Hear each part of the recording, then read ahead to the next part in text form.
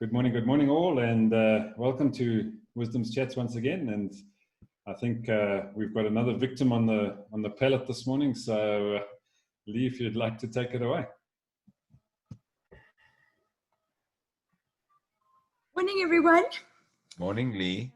Yeah, great to have you all on board. And so we've been talking about mindset. We've been talking about how do we build, develop, grow resilience within us, given that all of us have gone through difficult times, and we happen to be in a season at the moment where the entire world is struggling with this pandemic. And so we turn to what have we learned up to this point? How have we grown in terms of our mindset and our resilience?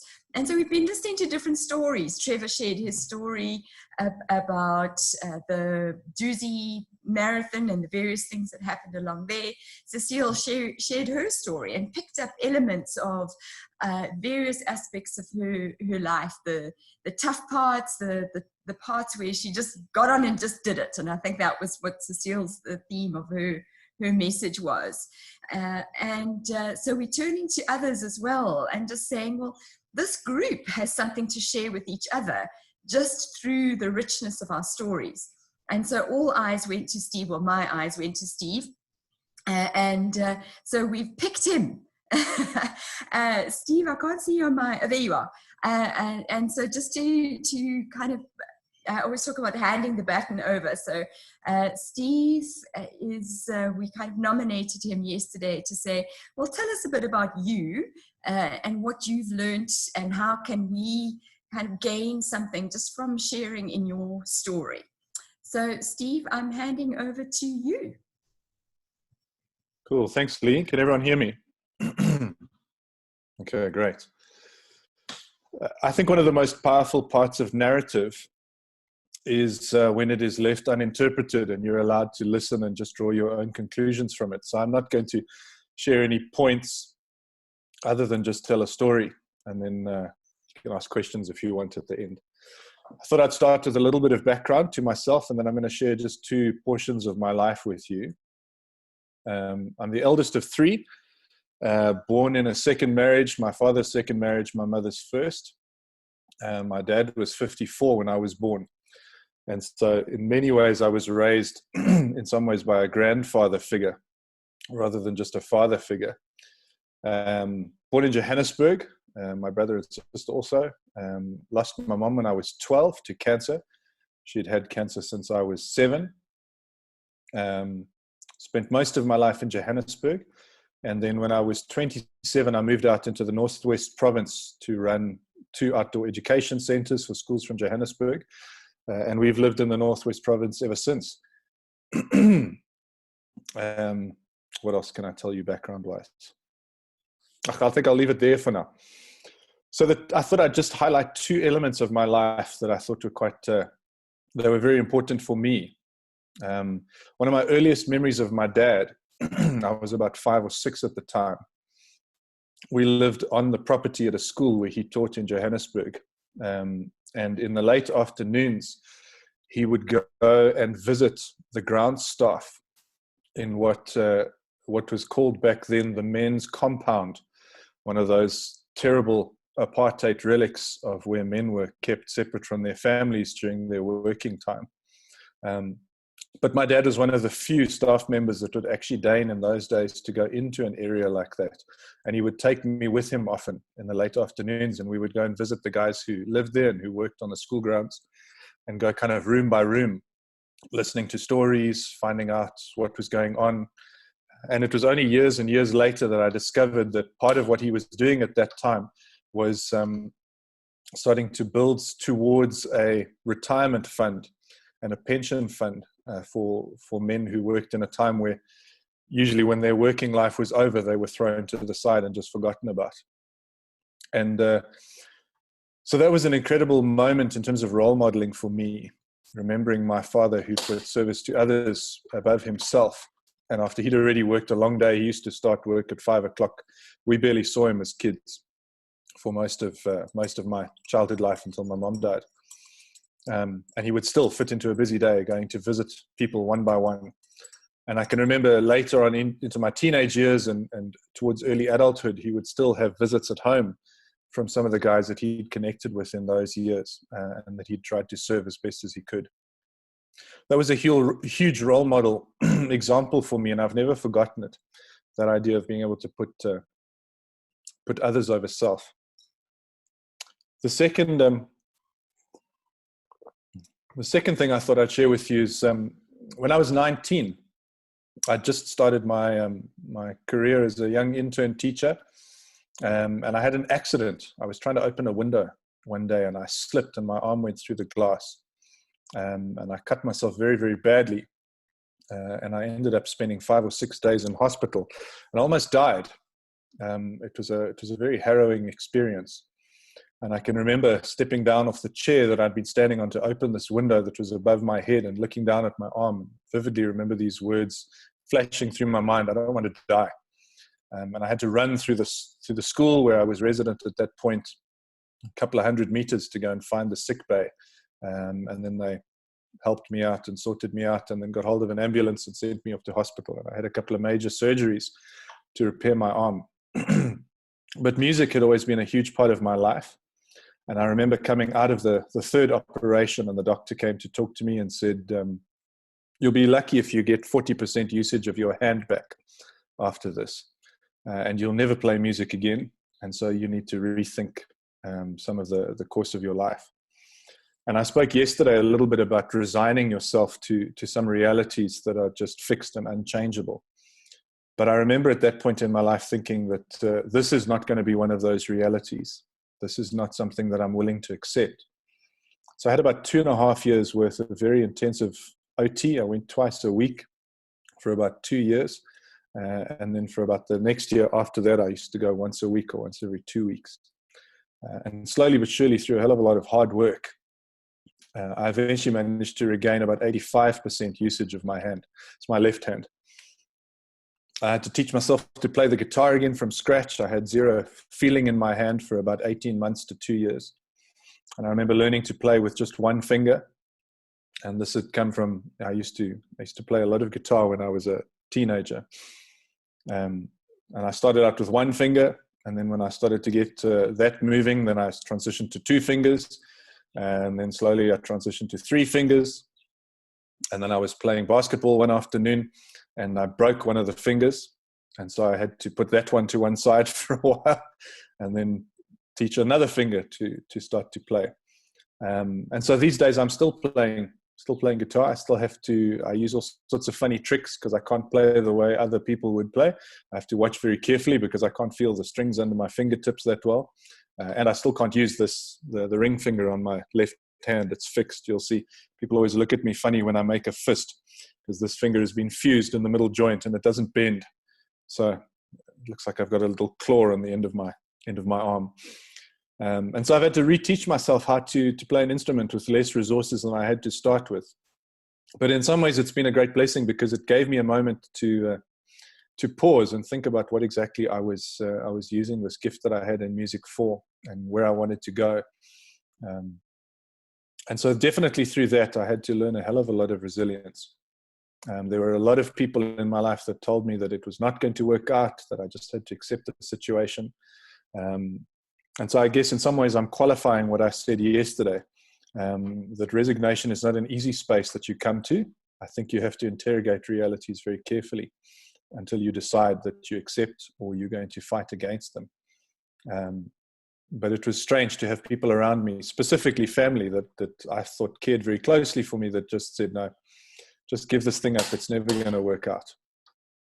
And so here I am, sure, what is it now? It's about 18 years since I had that accident.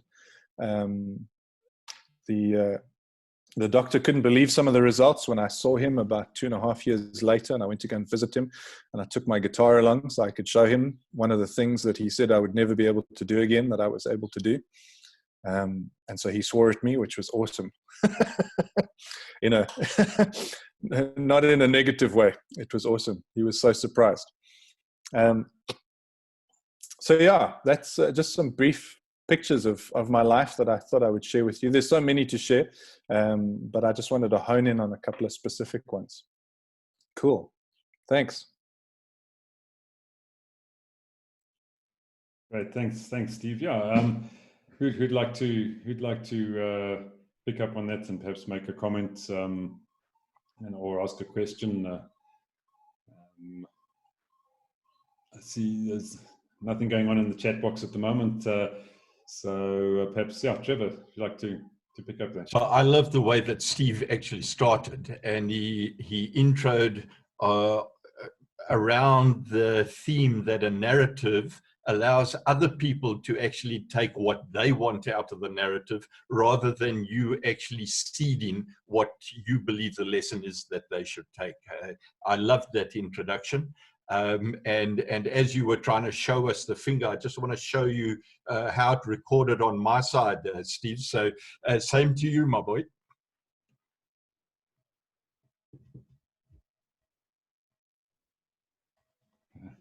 Well, on that note, too, I'm not sure where we go from there, Trevor. You left us in an interesting position, but maybe we just whip around the group. Yes, Ian Sherry, that is. Oh yeah. Thanks very much, Steve. That was very interesting. I gather that music is your passion, and you were going to do music, whatever it meant.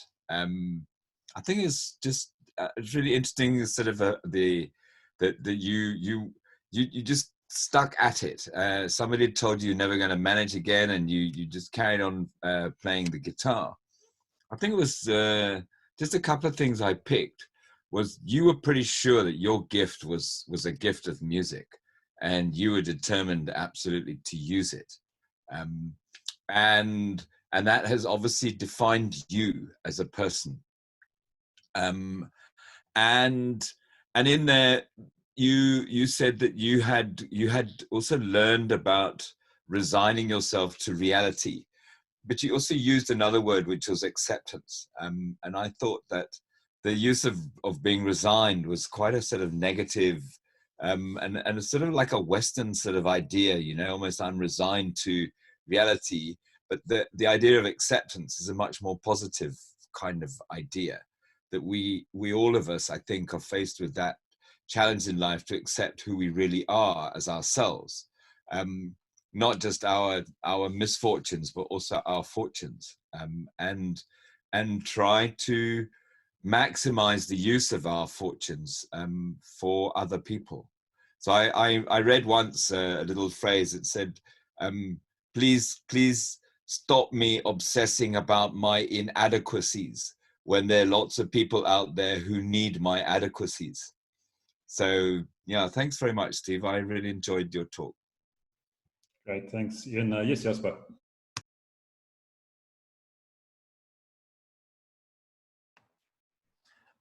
Hi there. Steve, I was just interested in your introduction comment about your father, your awareness of him being almost a grandfather figure rather than a father figure.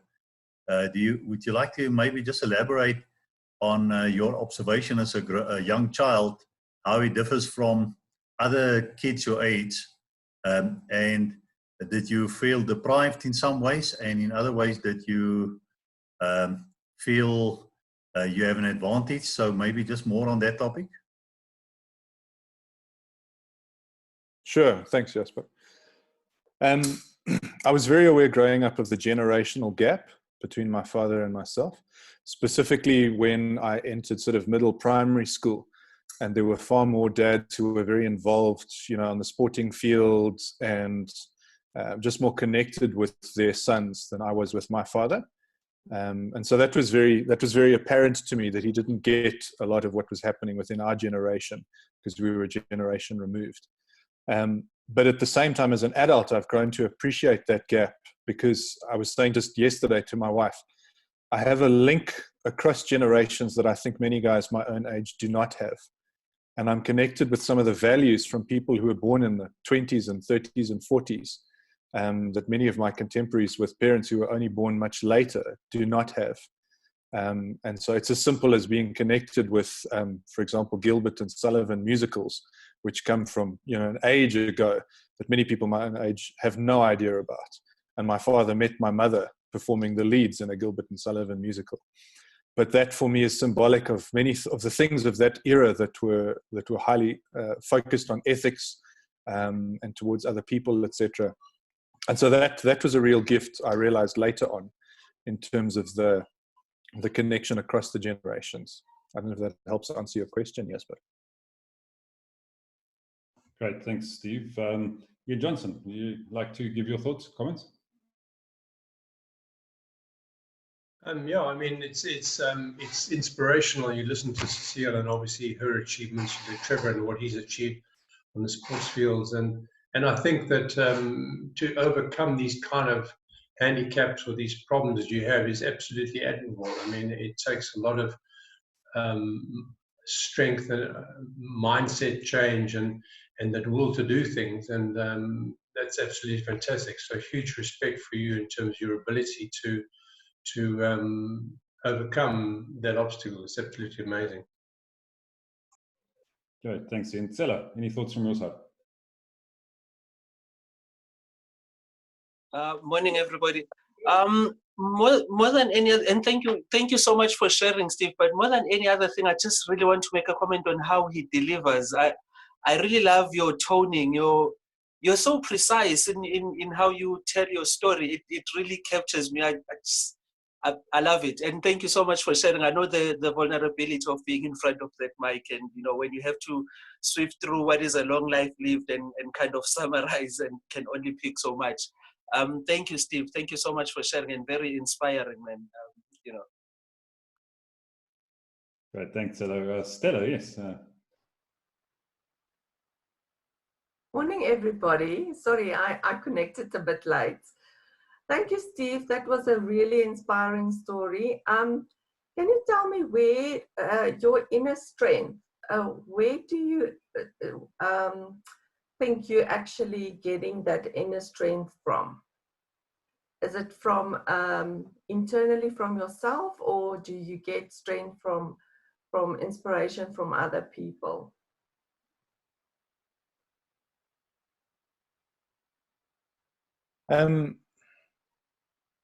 I think it's a combination of factors. I wouldn't be able to answer that question without saying that I'm for lack of a better phrase, I'm a deeply religious person. And so that experience at 19 years old opened a window for me into that aspect of myself and life, etc. And so that is a huge source of strength and motivation, etc. for me. But definitely through other people. Connected with that, there were 3 people in my first year after that accident that cared for me very, very deeply. And in fact, I tried to chase 2 of them away and they just wouldn't leave me alone. They had started a group on a Tuesday evening where at the school that I was at. There were 2 final year students and I was a first year intern.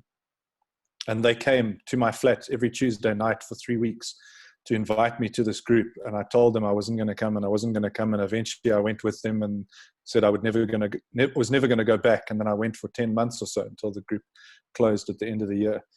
And they were a huge resource of strength for me as well, relying on others. So I think when you look at what other people have been through and you can listen to their stories, you can draw strength and motivation from that.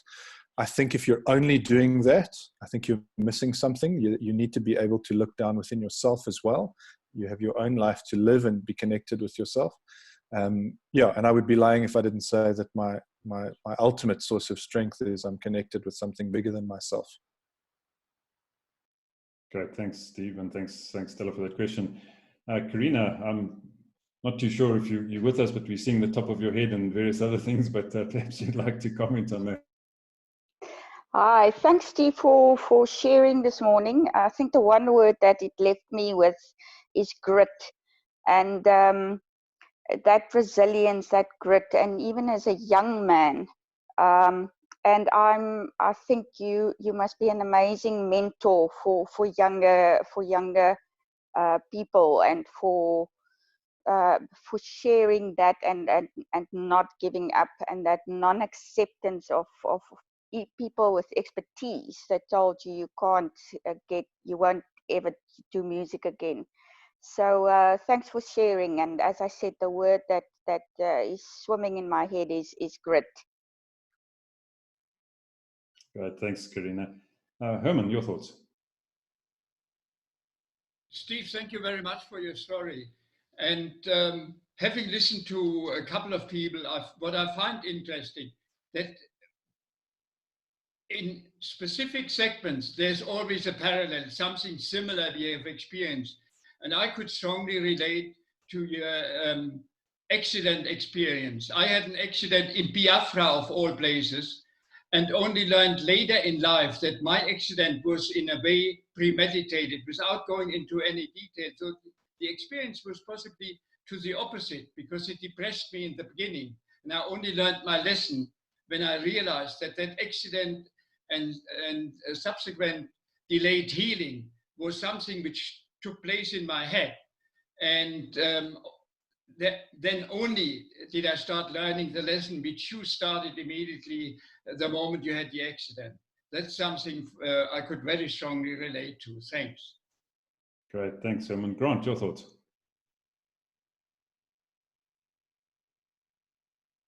I tried the space bar there, didn't work. Damn it.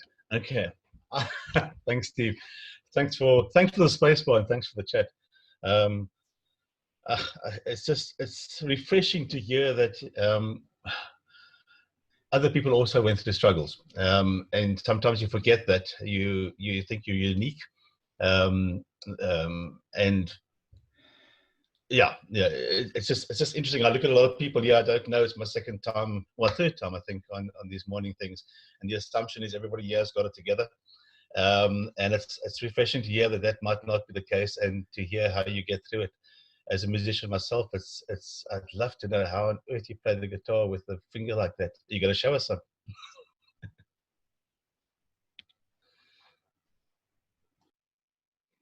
Great, thanks, Grant. Guy, your thoughts? Morning. Just from a simplistic point of view, we are all unique, but there's common threads that run through in us being resilient in different ways, and I think that's very important, that all of us here share some common threads about the ups and downs in our lives, and depending on whatever your belief is, I believe there's a higher being, etc., that breaking it down into having belief and faith, and just sticking with what you believe you want to go and achieve, irrespective of what gets in your way. So Steve's story was very interesting, and we need to see you play the guitar here, Steve. Thank you. Thanks, guys. Cecile, your thoughts? Okay, wait. Let's just undo that one. Steve, I love your story, but I've got a few questions for you, because I love living at schools. As you heard yesterday, I lived at King David in the hostel, and we lived at Michael House on the premises. So I just think it is paradise to live at a school.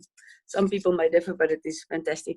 I'm curious to know what was the school that you lived at when you grew up, because I don't think there were many schools in Johannesburg where teachers lived. And then also when you were the intern, where did you stay then? A little bit of detail. And are you a teacher still today? Because I have so much, I see. So because I have so much time for teachers, and especially teachers that live at the school, that live with children every day. And I just think it's fantastic. So I'm curious, if in the Northwest, are you still living at a school, and are you a music teacher? My daughter-in-law is a music teacher. So answers if you can, please. I saw the St. John's, but the others you can answer. Thanks, Cecile. Yeah, I lived at St. John's until I was about 6. My dad was a teacher there for many, many years. And that's where I started my my teaching career, I started working with young people. So I was an intern there in the primary school for a year or so. I don't still work at a school, although I do consult with schools from time to time. And I moved away from the classroom environment specifically because I think we have a obsession with academic learning globally that I think is not balanced towards holistic childhood development. And so I chose to work rather in the outdoors around kids with their leadership, the natural sciences, and their character development, teamwork, etc.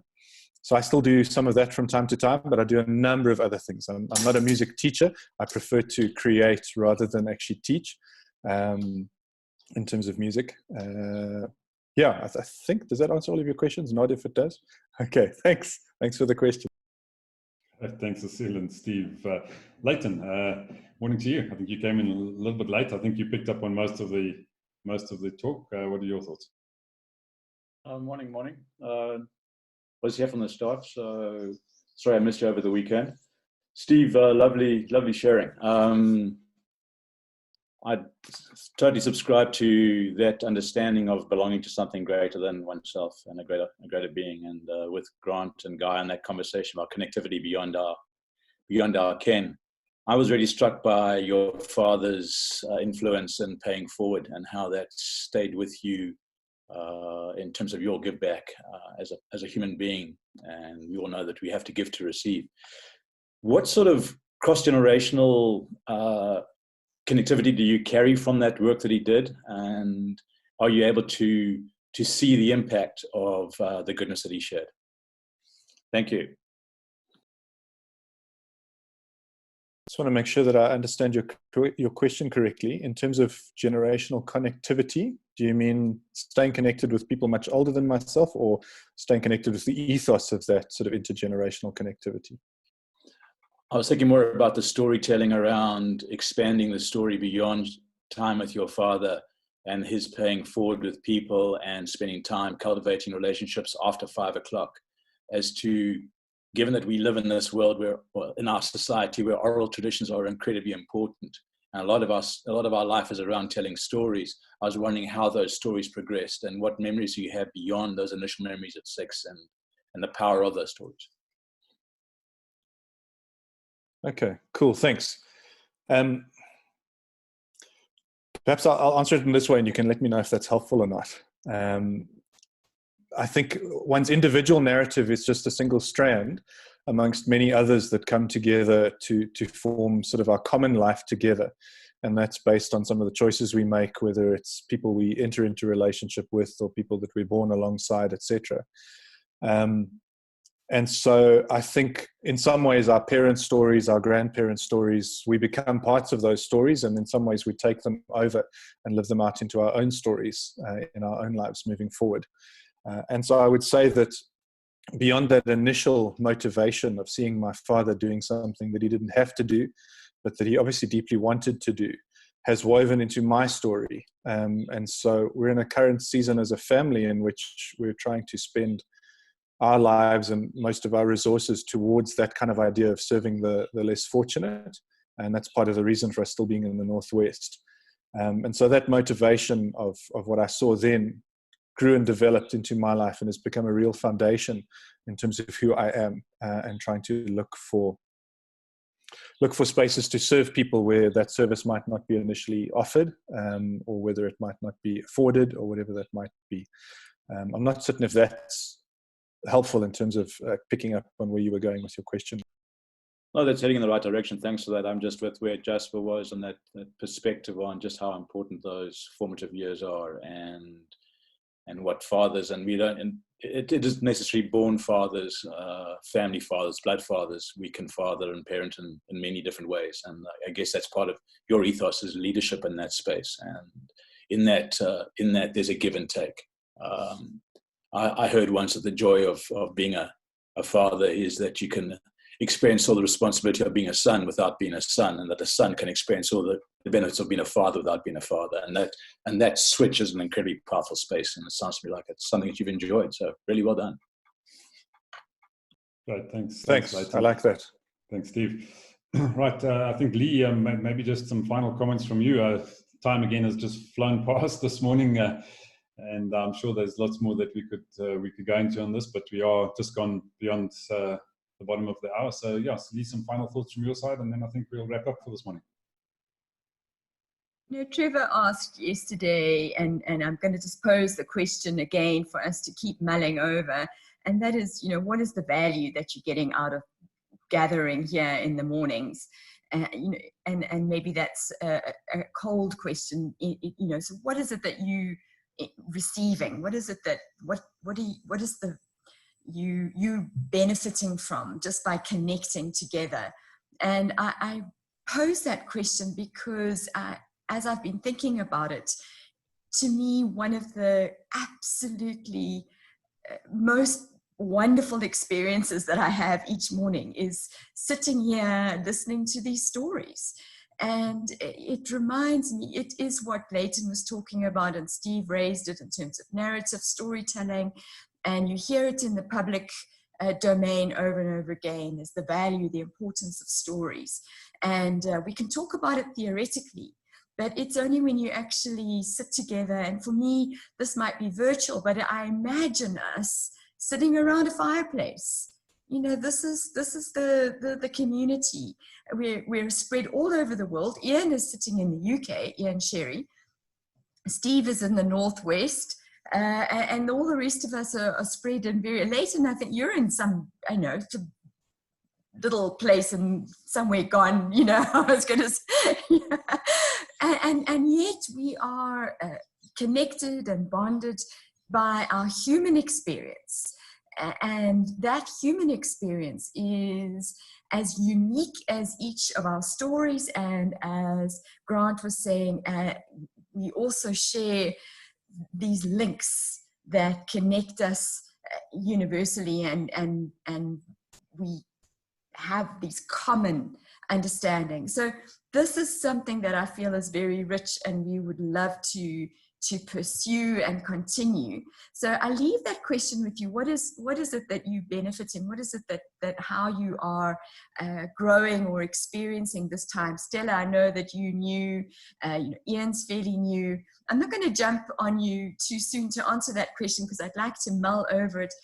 I'm the role of picking the next person, because I feel like let's continue this. And Jasper, I see you typing there. But Jasper, would you be open to sharing your story tomorrow?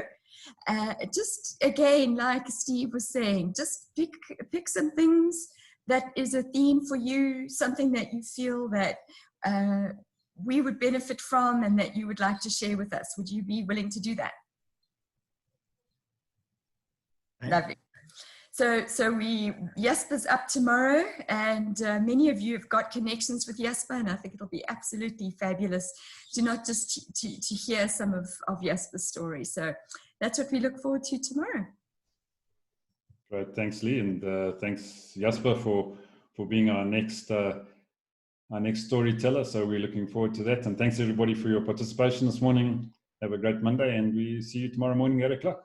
Cheers everyone.